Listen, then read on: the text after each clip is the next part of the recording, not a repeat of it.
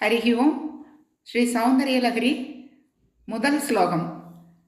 சிவசக்தியாயுக்தோ யதி பவதி சக்தः பிரபவிதும்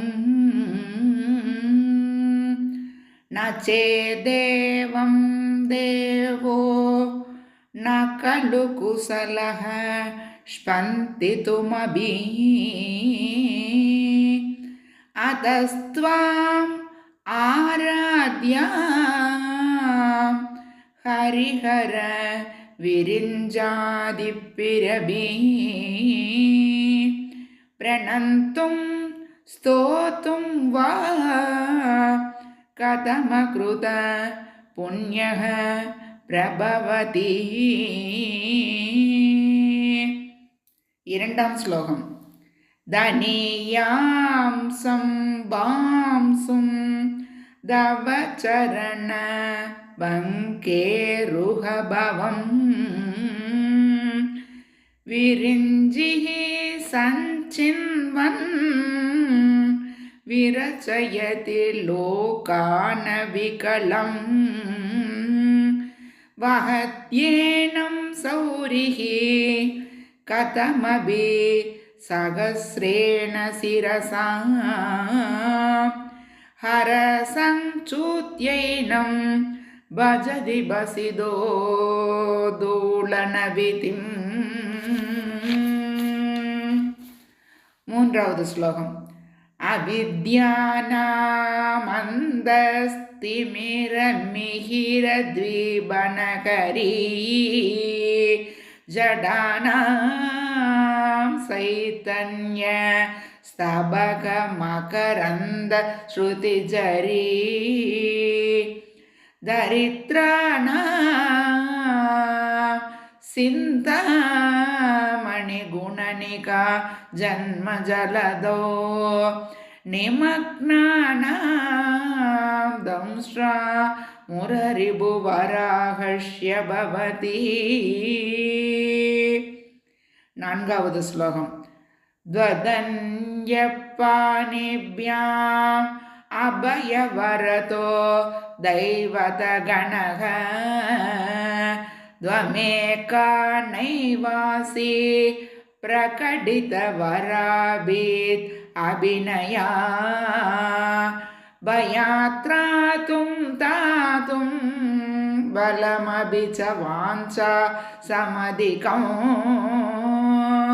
சரண்யே லோகானாம் தவகி சரணா வேவ நிபுணோ. ஐந்தாம் ஸ்லோகம்.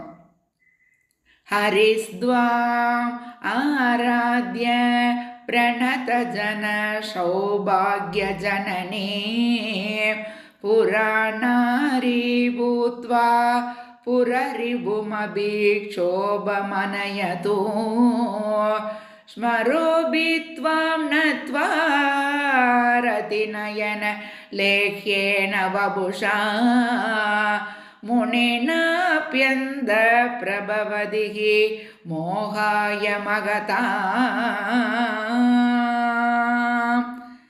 சௌந்தரலஹரி 5 ஸ்லோகங்களினுடைய தமிழ் விளக்கம்.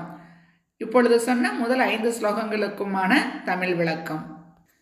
சௌந்தரலஹரி முதல் ஸ்லோகத்தின் தமிழ் விளக்கம். சகல உலகங்களையும் படைக்கும் ஈசன் சக்தியாகிய உன்னுடன் இணைந்தால் மட்டுமே இந்த உலகத்தை படைக்க முடியும். சக்தி இல்லாமல் சிவன் செயல்பட முடியாது. மும்மூர்த்திகளான சிவன், விஷ்ணு, பிரம்மா ஆகியோர் துதிக்கின்ற உன்னை முன்ஜென்ம புண்ணியம் இல்லாவிட்டால் துதிக்கவும் வணங்கவும் முடியுமா?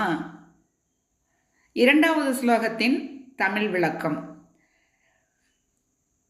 தாயே, உன்னுடைய பாதத்துளியை சேர்த்து பிரம்மா இந்த உலகத்தை படைக்கிறார். 1000 தலையுடைய ஆதிசேஷனான திருமால் அந்த பாதத்தூளியான சகல உலகத்தையும் தாங்குகிறார். சிவனானவர் இந்த பாதத்தூளியை விபூதியாக உடல் முழுவதும் பூசிக்கொள்கிறார். மூன்றாவது ஸ்லோகத்திற்கான தமிழ் விளக்கம். அம்மா, உன்னுடைய பாதத்தூளியானது இருளை அகற்றும். சூரியன் போல் அறியாமை எனும் இருளை அகற்றி ஞானத்தை வளர்க்கும். ஏழைக்கு துயர் துடைக்கும் சிந்தாமணி போன்றது. பிரளய காலத்தில் திருமால் வராக அவதாரம் எடுத்து எப்படி இந்த உலகை காப்பாற்றினாரோ அதுபோல் பிறவிக்கடலை கடக்க அபயம் தரக்கூடியதாக உன்னுடைய பாதத்துளைகள் அமைந்துள்ளது. 4வது ஸ்லோகத்தின் தமிழ் விளக்கம். தாயே, மற்ற தேவர்களும் தெய்வங்களும் அபயவர பிரதானத்தை தங்கள் அபிநய முத்திரைகளால் காட்ட நீ மட்டும் அபிநயம் காட்டுவதில்லை. ஏனென்றால் இந்த அபயவர பிரதானத்தை விட அதிகமாக வேண்டிய வரங்களை கொடுப்பதற்கு உன் பாதத்தாமரைகள் போதியதாக உள்ளது. 5வது ஸ்லோகத்திற்கான தமிழ் விளக்கம். சகல நன்மைகளையும் வாரி வழங்கும் தேவியே, மகாவிஷ்ணு உன்னை வணங்கி அழகான பெண் உருவம் கொண்டு சிவனை மோகம் கொள்ளச் செய்கிறார். மன்மதன் உன் பாதகமலத்தை வணங்கி மூவுலக அழகனாகி முற்றும் துறந்த முனிவர்களின் மனதில் மோகத்தை உண்டு பண்ணுகிறான். இப்படிக்கு என்றும் உங்களுடன் இணைந்திருக்கும் உங்கள் கோவை புவனா. வாழ்க வையகம், வாழ்க வளமுடன்.